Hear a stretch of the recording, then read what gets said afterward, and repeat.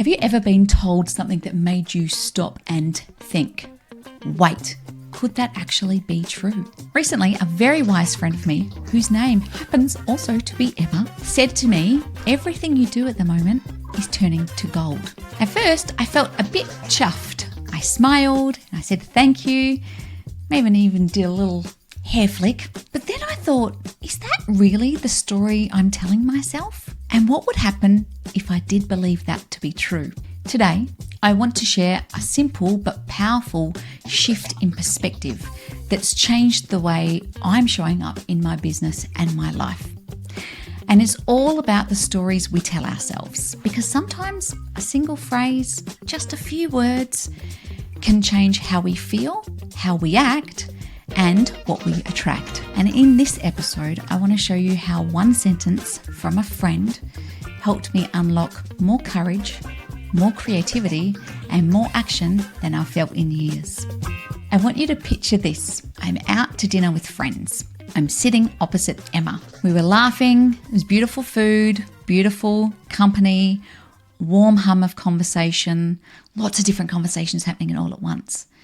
And I'm sitting opposite Em's. We're chatting about life, we're chatting about business, we're chatting about all the things, all the usual things. And then she looks at me with this really quizzical look on her face. And she says, Emma, everything you do at the moment is turning to gold. And I kind of laughed it off. That's so funny.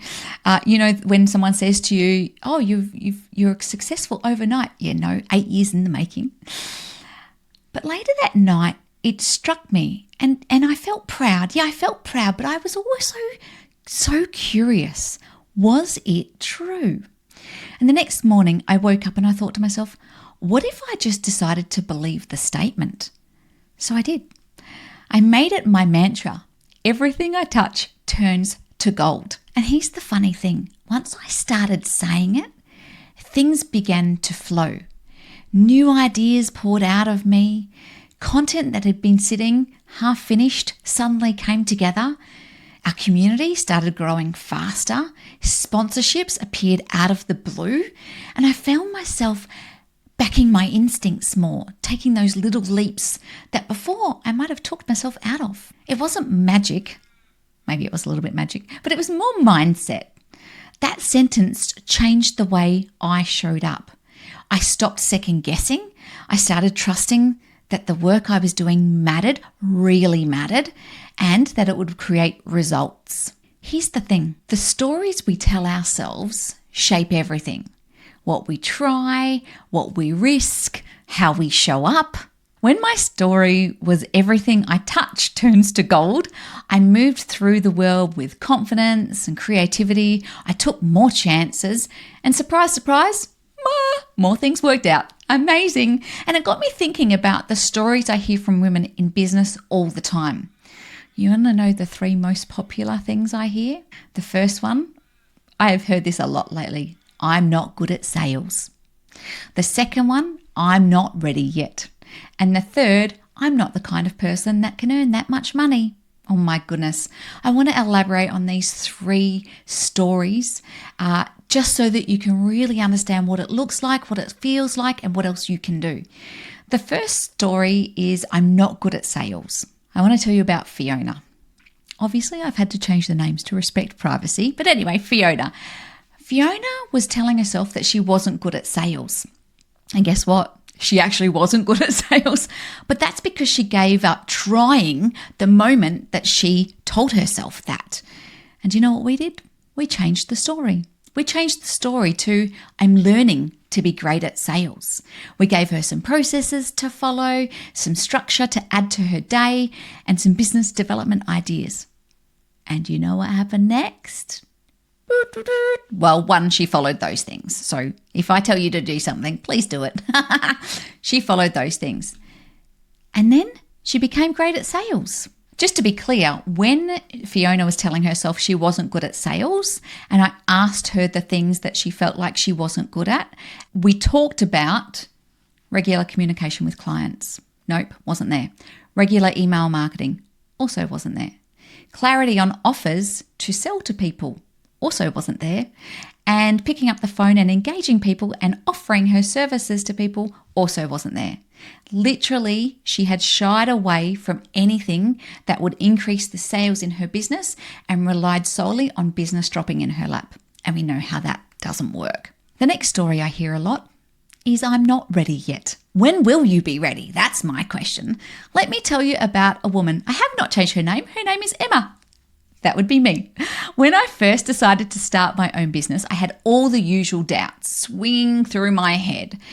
I remember sitting at the kitchen table with a notebook, with a 3-year-old having a nap, and this constant loop going through my brain. Maybe I'm not ready. Maybe I'm not ready. I told myself, I need a proper website.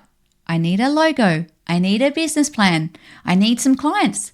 And then I would start. Then I would feel ready. Oh man, this happens all the time. And then I got a phone call from a friend. And the phone call went something like, hey Emma, my team could use a workshop on confidence and leadership. My wheelhouse. Can you run one for us? And before I could stop myself, I said, sure. Silly me. After I hung up, I panicked. Not going to lie. I didn't have slides. I didn't have a name for my business, but something in me knew this was the moment. So I stayed up late. I pulled all the ideas together. I printed all the worksheets and all the workbooks, did all the bits and pieces that I needed to do to help me be successful in that moment. I ran that workshop. Was it perfect? No, not by any stretch of the imagination, but it was real. The women laughed, they shared, they reflected, and at the end, one of them came up to me and asked if I could coach her one-on-one. And then more of those came. And it happened because I stopped waiting to be ready. What I learnt is readiness isn't a feeling that comes before action. It's something that grows because of the action that you take. The third thing I hear a lot is I'm not the kind of person who can earn that much. I was on a clarity call. They are the calls we do if you would like to come and work with us, or if you're thinking maybe I need a business coach. It's the clarity call with a beautiful woman in business, and I asked her what her income goal was for the year. Without thinking, she said to me, if I could make 100,000, that would be amazing. And when I asked her why she picked that number, she admitted to me that she was not the kind of person who could earn more than that. Sounded factual, logical even. She'd never seen anyone in her family earn that kind of money running their own business. Her old corporate job certainly didn't pay her that. So somewhere along the line, she had decided that that figure was her ceiling. And then I came along and I said to her, who decided that you're actually not that kind of person? And she didn't have an answer. So we tested it. I asked her to raise her prices by 10%, just a little increase. She did that. And people still bought from her. Then she said yes to a bigger client project and another one. And then she hosted her first paid event, and slowly something wild happened. People kept saying yes. We love those yeses. And she realized that it wasn't that she wasn't capable of earning more. She just wasn't allowing herself to believe that she could. The shift didn't happen when the money came in. It happened when she started acting like someone who could earn that much. That belief opened the door to 50,000, to 100,000, to 250,000, to 300,000. Amazing. And now whenever I hear a woman say, I'm not the kind of person who can earn that much, I smile and I think to myself, well, you will be. You will be. And the problem with these stories is it just breaks my heart a little bit each time I hear those stories, because they're keeping you small. They're keeping us small. They're keeping us not in financial security, and they become self-fulfilling. I would love to get rid of all these stories. When you reframe your story, you get to decide. You get to believe something much more empowering. You shift the energy completely. Suddenly, new opportunities appear. You say yes to things that you might have avoided before or been a little bit scared about. You start showing up as the version of you who already knows it can be done. And that's what happened for me. That's what happened for my clients. That's what happened for the women that I work with. It's honestly a game changer. So back to my story about everything I touch turns to gold. It stayed with me more than a lot of things that have stayed with me. an off-the-cuff comment from a friend. And so the question that I had to ask myself is, what other stories am I telling myself? And so my question to you is this: what gorgeous story are you telling yourself right now? Or are you telling yourself a story that is actually not true and a bit negative? And we can all get like that sometimes, especially when things are tough. Are the stories you're telling yourself helping you to grow as the business owner you want to be? Or is it keeping you stuck? Maybe it's time to upgrade the story. And what if, just for this week, you decided to believe that everything you touch turns to gold? Try it. Say it out loud. Say it with me. Everything I touch turns to gold.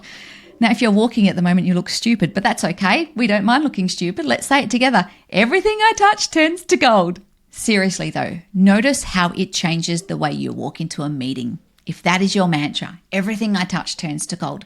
Writing a proposal or showing up for your clients, because you never know. When you start believing it, the world often catches up. There's a little book called Useful Belief by a guy called Chris Helder. It's very small. It fits into your handbag, and it's about choosing the best thing you could believe in any circumstance that works in that moment. It's almost like tricking your brain a little bit. As we wrap up today, I want you to remember this. Your story is powerful. Your story matters, and the moment you change what you believe about yourself, everything else starts to shift as well. That's exactly what we do inside Thriving Women. And if this is the first time you've heard about Thriving Women, that is our signature program of amazing business owners in our 12-month container starting from 2026. We help you rewrite those old stories, step into bigger rooms, and build the kind of business and life you've been dreaming about. You can find more at emmamcqueen.com/thrivingwomen. And remember, everything you touch really can turn to gold.